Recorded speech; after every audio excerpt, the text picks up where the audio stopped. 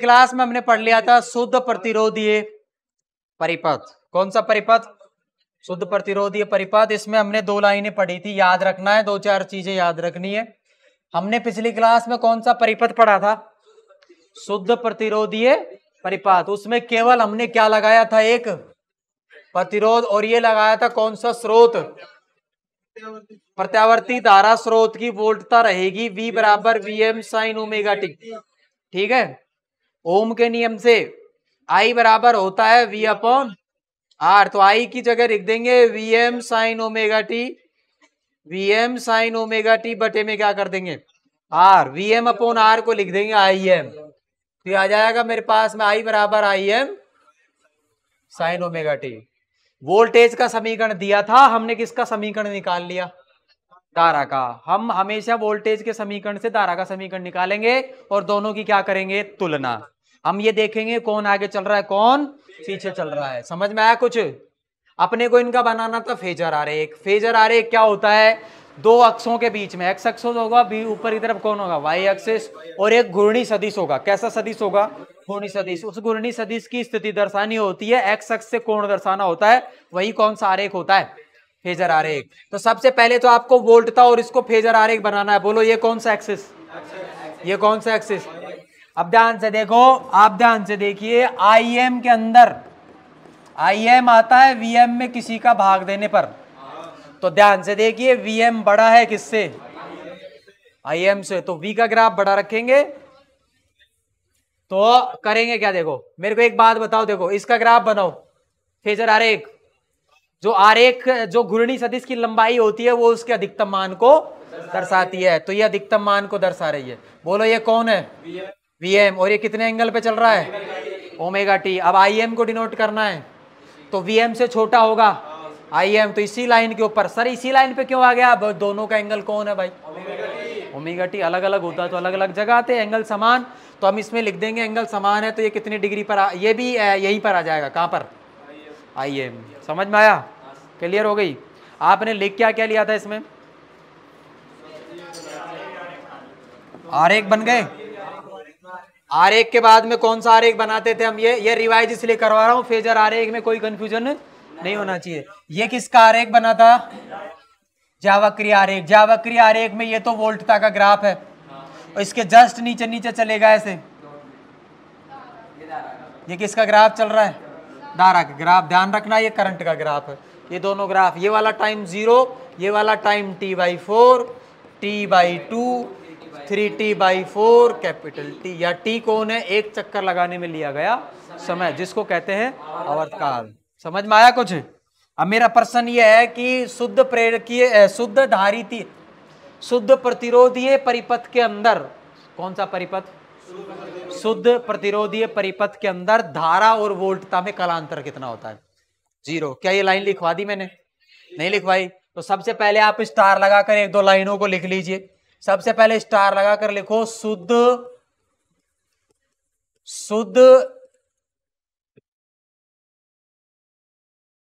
शुद्ध प्रतिरोधीय परिपथ में, अरे आवाज नहीं,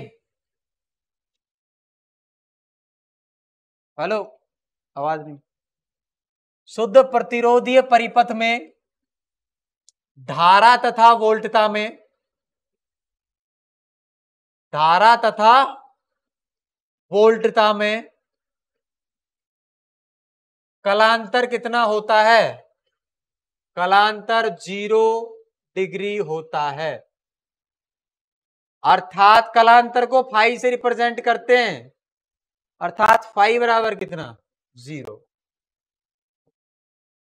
समझ में आई बात? ये अपने को ध्यान रखना है। फेज एंगल हो गया, और एक एंगल, एक डायग्राम बना लेना है।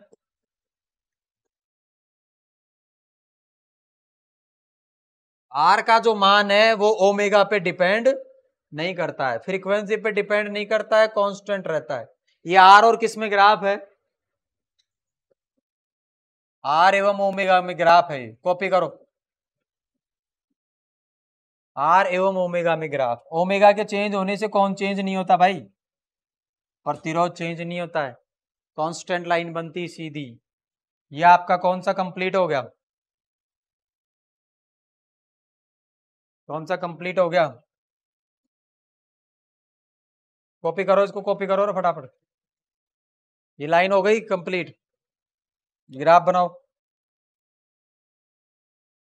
हम स्टार्ट कर रहे हैं, आ जाएगा अब कौन सा परिपथ आ जाएगा, शुद्ध प्रेरकीय परिपथ।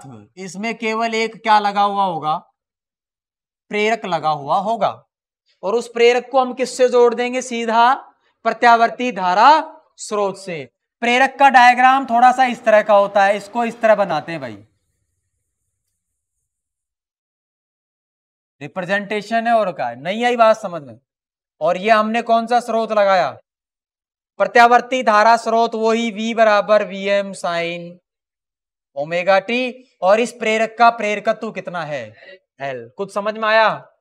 अब फटाफट देखो, अभी कॉपी नहीं करना है, अब आपको मैं कंप्लीट पहले करवा रहा हूं, इसके बाद आपको क्या करना है, कॉपी करना है। सबसे पहली बात तो क्या करेंगे, अपने को पहले इसमें किरचॉफ का नियम लगाना है, और मैं मान लेता हूं, देखो VL कौन है, VL है प्रेरक के सिरों पर, प्रेरक के सिरों पर विभवांतर, प्रेरक के सिरों पर विभवांतर। तो किरचॉफ का नियम क्या कहता है, KVL से, किरचॉफ के वोल्टता नियम से क्या आता है, V माइनस VL बराबर 0 होना चाहिए। परिपथ के अंदर होने वाली सभी वोल्टताओं का योग 0 होना चाहिए। नहीं आया समझ में। अब एक चीज ध्यान रखनी है, यहां पर VL की वैल्यू पुट करोगे आप LDI/dt, याद है क्या, प्रेरित विद्युत वाहक बल। नहीं आया समझ में, ये वैल्यू आ जाएगी। V बराबर क्या आ जाएगा, VL। यहां से आ जाएगा, देखो V बराबर कौन आ जाएगा, VL। नहीं आई बात समझ में, क्लियर है, समझ में आ रहा है। तो V की जगह तो क्या लिखेंगे हम, तो ये आ गया मेरे पास में Vm साइन ओमेगा टी, और VL की जगह क्या लिखोगे, LDI/dt। क्लियर हो गई बात समझ में। अब मेरे को इस समीकरण को सोल्व करके क्या निकालना है, I का मान। आप हमेशा याद रखें, आपको निकालना क्या है, I का समीकरण। क्या लेकर चलेंगे, V का समीकरण। क्या लेकर के चलेंगे, V का समीकरण, V बराबर Vm साइन ओमेगा टी, और किसका निकालना है, I का। अब I का समीकरण निकालने के लिए मैं यहां तक पहुंच गया हूं, नहीं आ रहा समझ में।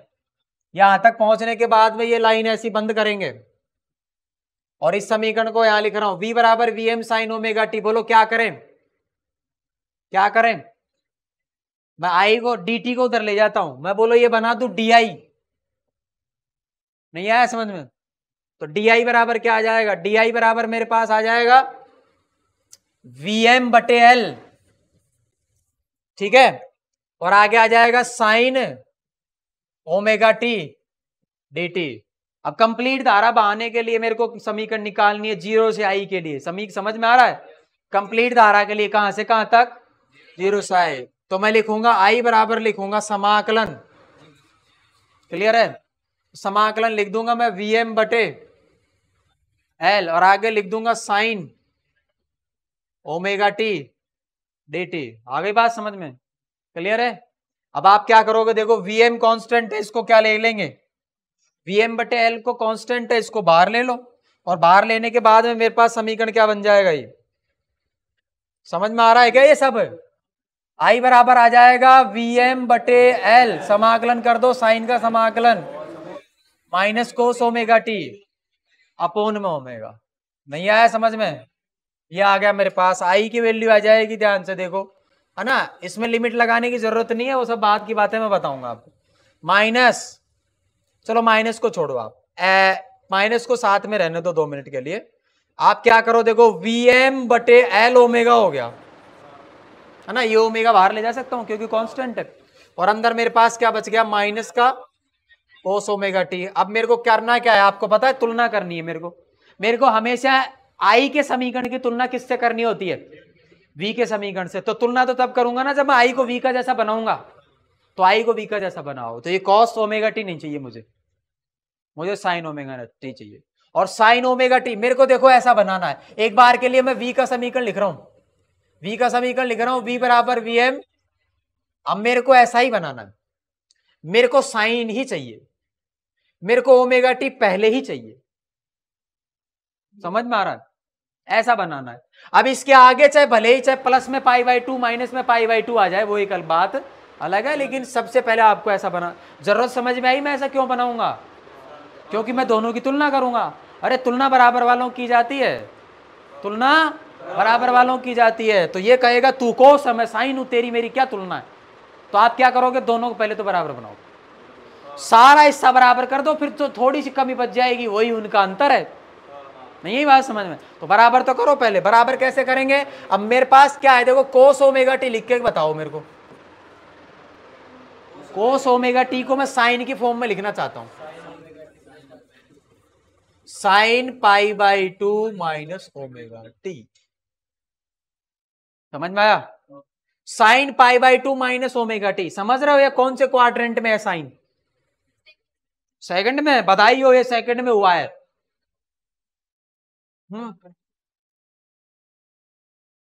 आओ क्वाड्रेंट क्वाड्रेंट खेलें, आओ क्वाड्रेंट क्वाड्रेंट खेलें। ये है 0, ये है फर्स्ट क्वाड्रेंट, ये है कौन सा क्वाड्रेंट, फर्स्ट। ये है π/2 एंगल, π/2 में से कुछ घटा दिया तो बोलो कौन से में रह गए, फर्स्ट में, दूसरे में जा ही नहीं पाए।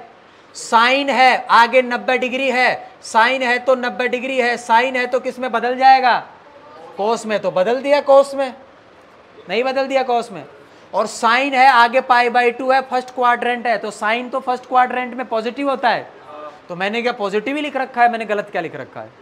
तो ये इक्वेशन सही है क्या जो मैंने लिखी है, नहीं है सही, सही है। अब गलत क्या है इसमें, सर गलत ये है कि आपने तो कोस ओमेगा टी लिख दिया, हमें तो कोस ओमेगा टी थोड़ी चाहिए, हमें तो माइनस कोस ओमेगा टी चाहिए। तो मैं इस समीकरण को ऊपर और मैं दोनों तरफ किससे मल्टीप्लाई कर लूंगा, मैं इस समीकरण को दोनों तरफ माइनस से मल्टीप्लाई कर लूंगा। है क्या कोई समस्या, पहले तो ये बताओ ये गलत है क्या, सही है या गड़बड़ लग रही है,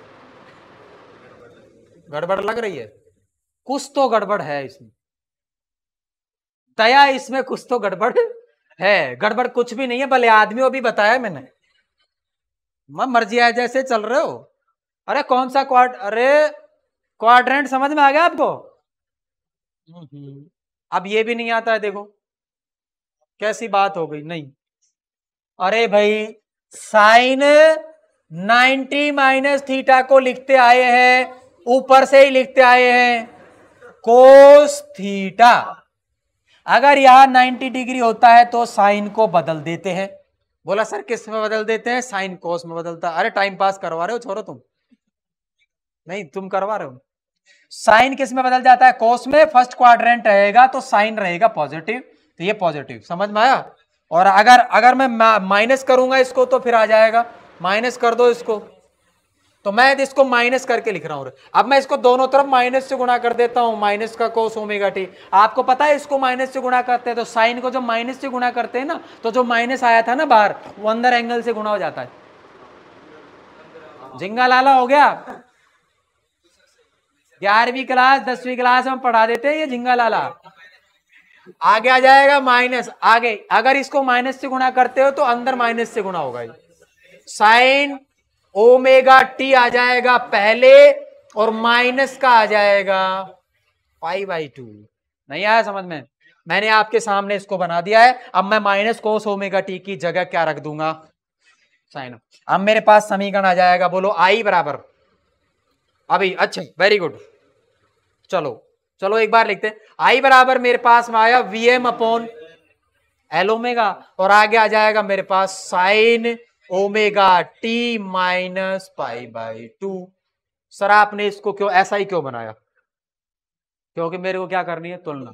माइनस क्या दिक्कत दे रहा था, माइनस से मुझे ये नहीं पता चल रहा था कौन आगे चल रहा है कौन पीछे चल रहा, नहीं आया समझ में।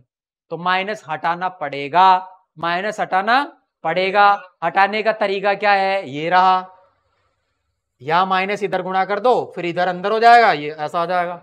और मेरे को दो काम करने हैं, मेरे को ओमेगा टी पहले चाहिए, पहले मेरे को ओमेगा टी बाद में नहीं चाहिए, क्योंकि मेरे को तुलना करनी है। ये बन गया ऐसा, अब करना कुछ नहीं। देखो अब है क्या इसमें, दो लाइनें इधर ही चलेंगे, इसमें चलते रहेंगे इधर ही।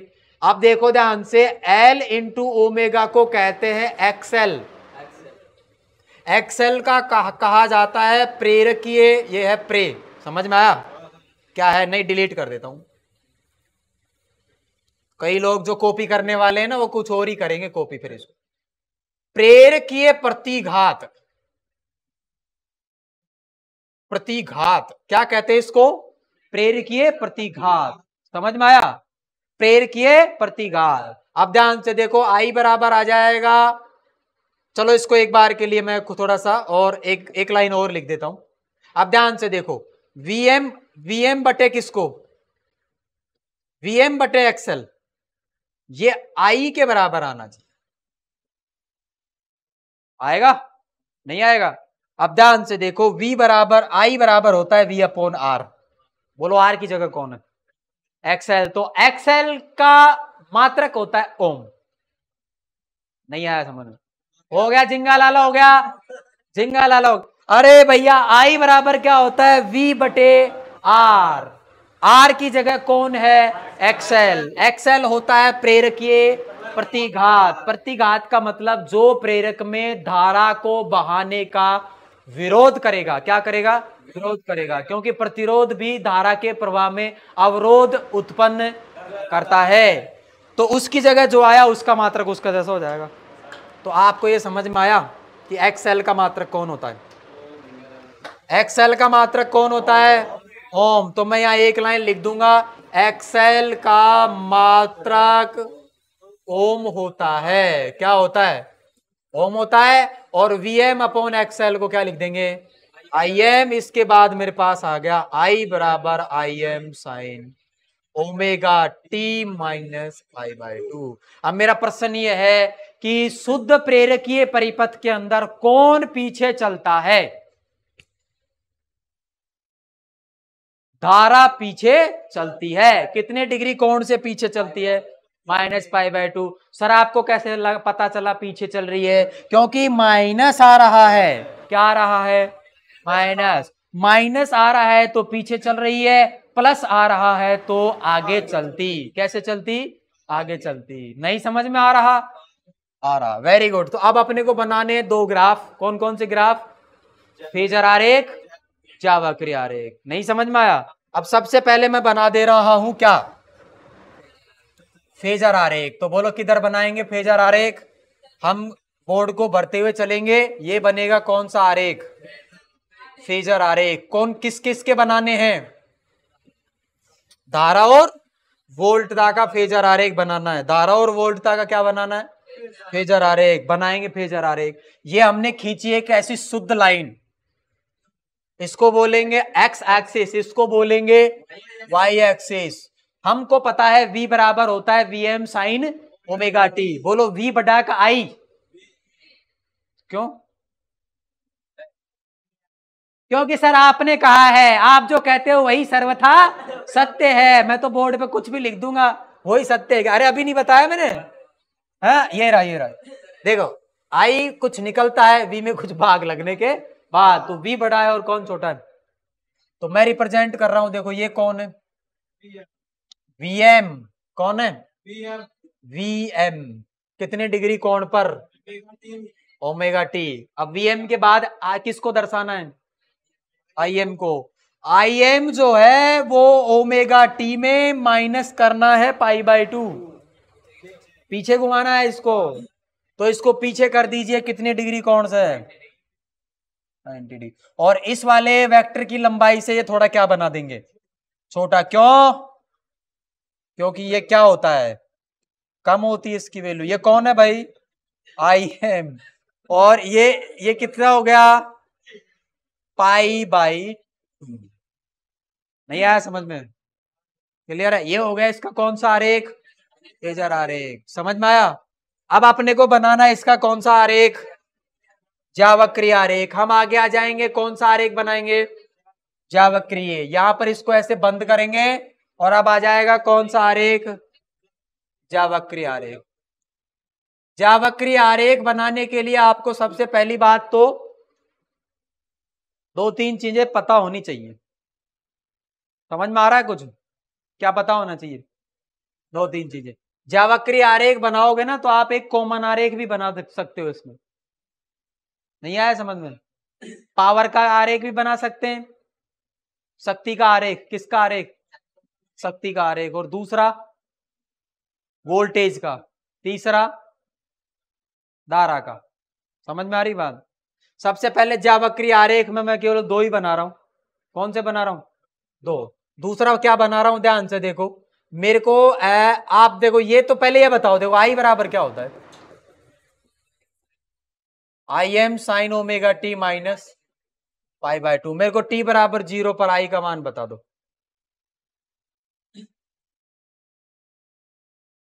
टी बराबर 0 पर आई का मान मैक्सिमम, मैक्सिमम क्या हो जाएगा? मैक्सिमम। नहीं आया समझ में? ये टी कितना हो गया? तो माइनस का साइन माइनस का पाई बाई 2 हो गया। माइनस का साइन पाई बाई 2 मतलब माइनस का 90 डिग्री का एंगल कितनी वैल्यू होगी? -1 भाई। अरे माइनस में ना पाई बाई 2, तो -1। तो टी बराबर 0 पर आई का मान आएगा माइनस का आई एम। बोलो नेगेटिव अधिकतम, माइनस में अधिकतम। नहीं आया समझ में? माइनस डायरेक्शन में अधिकतम, प्लस का आई एम आता तो प्लस डायरेक्शन में अधिकतम। समझ में आ रहा है? मेरे को टी बराबर टी बाई 4 पे पता करो। टी बराबर टी बाई 4 पर ये कैसे पता करते हैं, आपको याद है? टी बाई 4 पर पता करने के लिए बोलो यहां ओमेगा की जगह क्या रखते हैं हम? ओमेगा की जगह हमेशा आपको याद होना चाहिए हम रखते हैं 2 पाई अपॉन कैपिटल टी, और बाहर क्या रखते हैं इधर? इनटू में क्या होता है यहां पर? टी, और माइनस में क्या रखोगे? Pi by 2। अब मेरे को टी की जगह क्या रखना है? T by 4। क्या रखना है? T by 4। तो इसकी जगह मैं कर दूंगा टी बाई 4। समझ में आया? टी से टी कैंसिल आउट, और pi by 2 minus pi by 2 0। नहीं आया समझ में? तो 0, तो 0 का मतलब आई बराबर 0। नहीं आया समझ में? आ गया? टी बराबर 0 पर आई कितना होता है? माइनस का आई एम। टी बराबर टी बाई 4 पर कितना होगा? 0। अब टी बाई 4 के बाद में नेक्स्ट क्या आता है? T by 2। तो मैं निकालूंगा टी बराबर टी बाई 4 पर आई का मान। अब टी बाई 4 पुट का टी, अरे टी बाई 2 पर, टी बाई 2 पर 2, अरे 4 पे तो हो चुका है ना। टी बाई 2 पर यहां क्या लिख दूंगा? 2 से 2, टी से T, pi minus pi by 2, pi by 2। समझ में आया? तो पाई बाई 2 मैक्सिमम, मैक्सिमम का मतलब प्लस का आई एम। ठीक है? ऐसे चलता रहेगा, ये वैल्यू आगे बढ़ती रहेगी, चलता रहेगा। समझ में आ रहा है? तो मैं सिर्फ 3 वैल्यू क्यों निकाल रहा हूं? ताकि आपको शुरू में ग्राफ बनाने में दिक्कत ना आए। यहां देखो इधर, ये कौन है? टाइम। कौन है ये? टाइम। इसके बाद में ये चलेगा, इधर ही आई चलेगा, इधर ही वी चलेगा। अरे दोनों ग्राफ बना रहे हैं, तो वी का ग्राफ तो सर्व आसान है बनाना। वी का ग्राफ ये रहा, आसान। अरे बनाया है, साइन करो हमेशा ऐसा बनेगा जिसमें ना तो प्लस पाई बाई 2 है ना ही माइनस पाई बाई 2, 0। ये वोल्टेज का ग्राफ हो गया, बनाते आए हैं। लेकिन अब बात करते हैं टी बराबर 0 की। तो टी बराबर 0 पर तो धारा अधिकतम है, माइनस में है। लेकिन बोलो ग्राफ कहां से शुरू हो? नहीं आ रहा समझ में? अब मैं इसका ग्राफ शुरू कर दूंगा। किसका ग्राफ बना रहे हैं? आई का ग्राफ बना रहे हैं। किसका ग्राफ बना रहे हैं? आई का ग्राफ बना रहे हैं। आई का ग्राफ शुरू करो। आई के ग्राफ को बनाओगे, देखो आई का ग्राफ ऐसा चलेगा। बोलो ये टाइम बताओ पहले तो, ये टाइम बताओ। टी बाई 4 समझ में आ रहा है? ये टाइम बता दो टी बाई 2। ये टाइम बताओ आई एम। बोलो ये कौन है? I am. ये कौन है? We am. ये कौन है? I am. अब आप आ जाओ टी बराबर टी बाई 4 पर धारा को 0 कर दो। तो इसको घुमा करके 0 करना है, देखिए ध्यान से। इसको घुमा करके क्या कर देना है? 0। आ गया समझ में? 0 के बाद में इसको अब देखो टी बाई 2 पर क्या कर देना है? मैक्सिमम। लेकिन प्लस में का माइनस में? प्लस में। टी बाई 2 पर यहां ले जाना है। अब ध्यान से देखो, वी का ग्राफ ऊंचा बनेगा कि आई का ग्राफ ऊंचा बनेगा? वी का ग्राफ ऊंचा बनेगा, क्योंकि आई वी से छोटा होता है। तो इसके ग्राफ को इसके नीचे से बस यहीं तक ले जाना, मैक्सिमम। इसको बढ़ा देंगे एक्स से, यहां मैक्सिमम हो गया, 3t/4 पर आ जाएगा वापस 0, 0 करिए इसको, तो थोड़ा सा घुमाकर कर देंगे और क्या, नहीं थोड़ा सा ऐसे कर देंगे इसको, समझ में आया। और अब ये वापस मैक्सिमम मिलेगा कहां पर, टी पर, टी पर मैक्सिमम, तो ज्यादा आगे नहीं जाना है, बस ये इसी के ऊपर ही रखना है आप, ठीक है। और इसको ऐसे मिलाएंगे और वापस अब 0 पे जाएंगे। बोलो किसका ग्राफ है ये, धारा का। रेड कलर तो किसको डिनोट कर रहा है, धारा को। येलो कलर किसको डिनोट कर रहा है, वोल्टेज को। समझ में आया, ये वोल्टेज और किसका ग्राफ है, कितना डिग्री कौन आगे चल रहा है, वोल्टेज आगे चल रहा है π/2 से, या फिर कहेंगे करंट पीछे चल रहा है π/2 से। बात एक ही है। सर आपको कैसे पता लगता है, ग्राफ में देख के भी मैं पता लगा सकता हूं। ग्राफ को अगर साइन करो बना हुआ है, जा वक्री आरेख बना हुआ है, जा वक्री आरेख को 0 पर स्थिति पता करो। अगर 0 के ऊपर अगर कोई माइनस में है तो मतलब वो तो पीछे चल रहा है, उससे आगे तो 0 होता है। नहीं आया समझ में।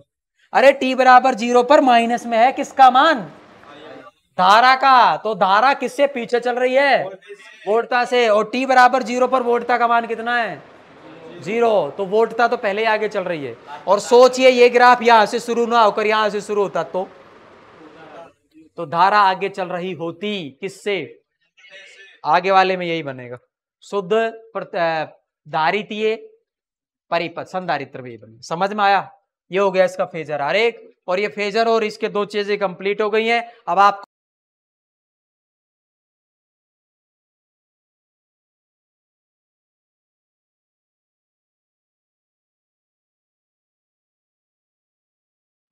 नेक्स्ट देखो, अब इसके अंदर फटाफट इसकी क्या निकालेंगे, अब पावर क्या निकालेंगे, पावर। देखो इसके अंदर इसकी पावर कैसे निकलेगी, इसकी शक्ति का मैं इक्वेशन निकालने जा रहा हूं। शक्ति की इक्वेशन होती है P/VI, याद है।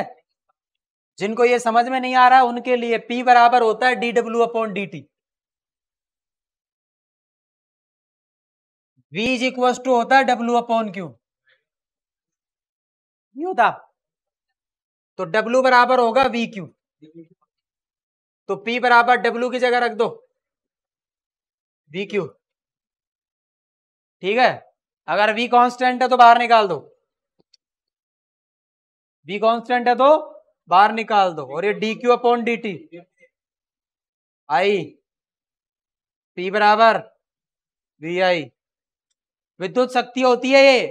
अगर किसी प्रतिरोध के अंदर बहने वाली धारा I हो, उसके सिरों पर विभवांतर V हो, तो प्रतिरोध की शक्ति VI, याद रखेंगे, ठीक है। इसी तरह मैंने इस फॉर्मूले को क्या लिया है, यूज में लिया है। ये सिंपल सी चीज थी, मुझे बतानी थी, मैंने आपको बता दी है। और आगे देखो, अब इसके अंदर करना क्या है, शक्ति निकालनी। अभी इक्वेशन निकाली थी हमने, P बराबर V का इक्वेशन, बोलो होता है Vm sin omega T. I का equation Im sin omega T -5। नहीं आया समझ में। P बराबर Vm और Im को एक जगह कर दो रे, Vm Im, नहीं आ रहा समझ में, साइन ओमेगा टी। और याद करो साइन ओमेगा टी -5 को लिखा था माइनस कॉस ओमेगा टी, नहीं लिखा था। अब उल्टा कर रहे हो, उल्टा रिवर्स। माइनस लगाओगे क्या, माइनस कहा लगाओगे, माइनस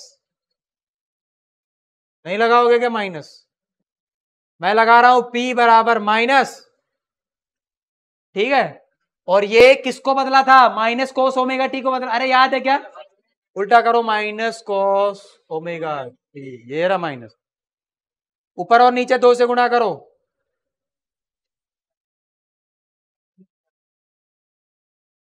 दो साइने कोसे साइन 2 ओमेगा टी, क्लियर है। तो लिख देंगे सीधा, हम जानते हैं कुछ नहीं जानते हैं।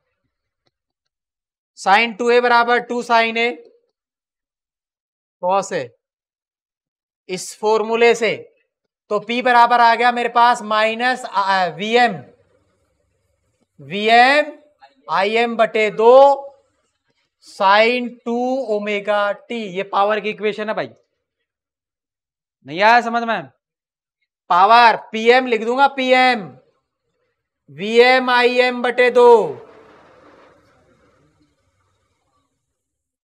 मैक्सिमम पावर, नहीं लिख सकता, तो P बराबर माइनस का Pm साइन 2 ओमेगा टी। ये पावर की इक्वेशन आ गई, समझ में आ रहा है? औसत पावर एक संपूर्ण चक्कर के लिए P average for complete cycle, कितना साइकिल टाइम T। इसके लिए आप ध्यान से देखो, माइनस का Pm और इसका एवरेज, साइन का एवरेज हमेशा क्या होता है? साइन का एवरेज कंप्लीट साइकिल के लिए होता है 0। अरे नहीं निकलवाया मैंने।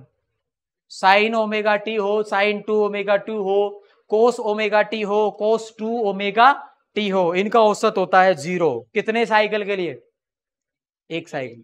तो ये वैल्यू 0, तो आप लिखेंगे P average for complete cycle 0। समझ में आया? अब हम लिखेंगे कि शुद्ध कौन से परिपथ में, कौन से परिपथ में? शुद्ध प्रेरकीय परिपथ के अंदर एक संपूर्ण चक्र के अंदर औसत शक्ति कितनी होती है? 0। समझ में आया? ये लाइन आपको लिखने के बाद में अब छोटा सा टॉपिक इसके अंदर करना पड़ेगा, और पावर की आपको इक्वेशन लगाते हुए पावर का समीकरण बनाना है। उसी के अंदर आपको किसकी समीकरण बनानी है? अब आप पहले एक चीज बताओ, यहां देखो, यहां ध्यान से समझ लेना, ये 2 ओमेगा टी है, ठीक है? बाकियों में सब में ओमेगा टी आता है, इसमें 2 ओमेगा टी आता है पावर में। यानी पावर की आवृत्ति 2 गुना होती है, ओमेगा आवृत्ति होती है? पावर की आवृत्ति करंट की आवृत्ति से और वोल्टता की आवृत्ति से कितना गुना होती है? 2 गुना। और अगर किसी की आवृत्ति 2 गुना कर दे तो इसका मतलब ये हो गया ना, वो तो उतने ही समय में वो डबल चक्कर लगाने लग गई। बोलो हाँ कि ना? नहीं आया समझ में? उतने ही चक्कर में डबल चक्कर लगाने की। तो कैपिटल टी टाइम के अंदर पावर कितने चक्कर लगा जाएगी? 2 चक्कर। जबकि कैपिटल टी टाइम में वोल्टेज लगाता है 1 चक्कर, करंट लगाता है 1 चक्कर। थोड़ा सा देखो, अभी बनाया था, वापस देखो, ये तो था वोल्टेज और ये था धारा, लेकिन इन्होंने देखो कैपिटल टी के अंदर 1 ही चक्कर लगाया। अब पावर क्या करेगी? इसी समय में 2 चक्कर लगाएगी ऐसे।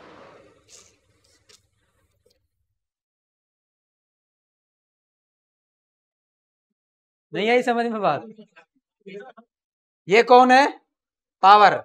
पावर का आधा चक्कर, पावर का आधा चक्कर, 1 चक्कर, फिर पावर का एक और आधा चक्कर, पावर का दूसरा आधा चक्कर, 2 चक्कर।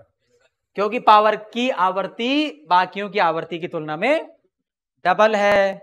समझ में आ रहा है? मैं इसको वैल्यू लिख करके भी प्रूव करूंगा, लेकिन अभी आप जरा सा देखिए। आप क्या देखिए, अब मेरे को एक टॉपिक में लिखवा रहा हूं, ये आपको अभी कॉपी नहीं करना है। आपको क्या कॉपी करना है? पहले देखो,